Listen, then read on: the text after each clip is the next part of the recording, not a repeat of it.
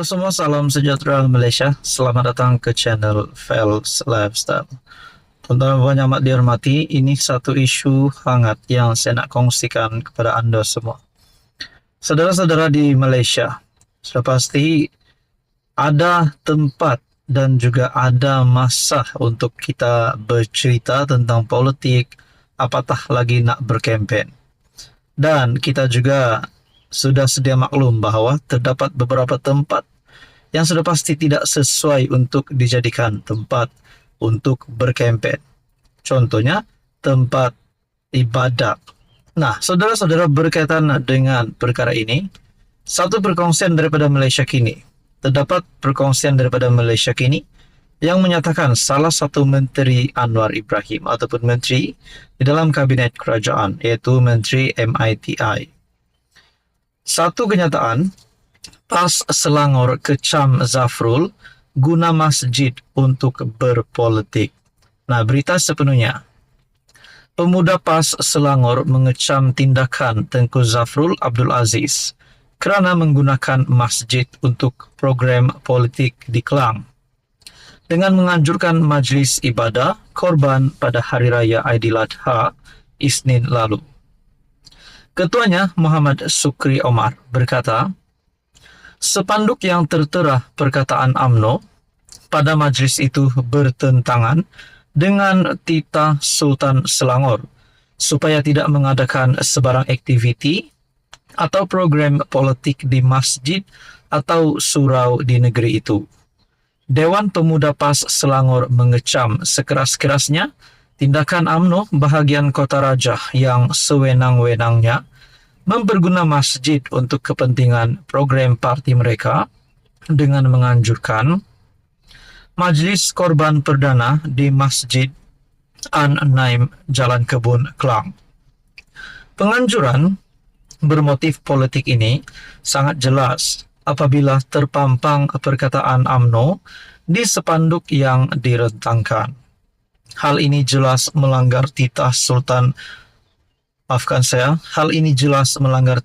Baginda Sultan Selangor berkenaan larangan parti politik untuk berpolitik di masjid, kata Muhammad Sukri dalam satu kenyataan. Muhammad Sukri berkata, sebagai Ketua Bahagian UMNO Kota Raja, Tengku Zafrul sepatutnya caknah tentang etika untuk menjadikan masjid bebas daripada politik.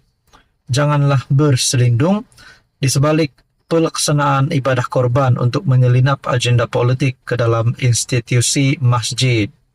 Hormati titah Sultan dan arahan yang dikeluarkan Majlis Agama Islam Selangor MAIS sebelum ini. Saudara-saudara yang amat saya hormati semua, berkaitan dengan isu ini, kalau saja Tengku Zafrul didapati memang bersalah dan melanggar etika ataupun melanggar undang-undang yang sudah ditetapkan, adakah beliau berisiko untuk kehilangan jawatan sebagai Ketua Bahagian ataupun kehilangan jawatan sebagai Menteri, dan mungkinkah beliau juga boleh dikenakan tindakan undang-undang, mungkin disaman, ataupun sehingga beliau akan mendapat satu tindakan yang tegas.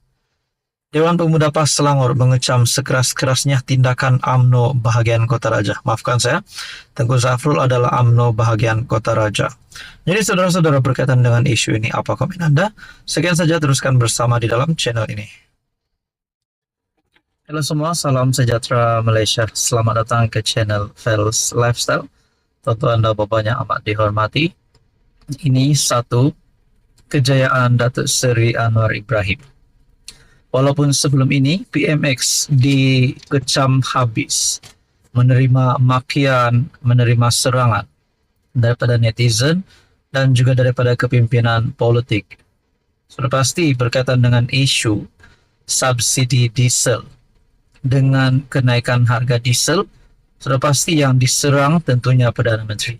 Namun saudara-saudara, ini bukti bahawa keputusan Datuk Seri Anwar Ibrahim adalah keputusan yang relevan, kerana beliau sendiri membuat kenyataan ini demi kebaikan negara.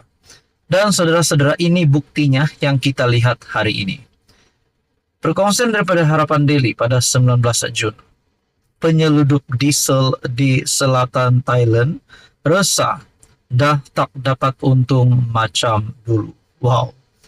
Jadi ini kemenangan Anwar Ibrahim. Dan sekiranya seluruh rakyat Malaysia menyedari perkara ini, adakah dengan ini satu lagi kemenangan untuk Anwar Ibrahim? Dan satu lagi, bukti bahawa Anwar Ibrahim memang selayaknya menjadi Perdana Menteri, meninggalkan musuh-musuh politiknya. Mungkin kita boleh ucap selamat tinggal kepada Muhyiddin Yassin, kepada Tun Dr. Mahathir, dan mana-mana saja kepimpinan ataupun pihak yang cuba memusuhi Anwar.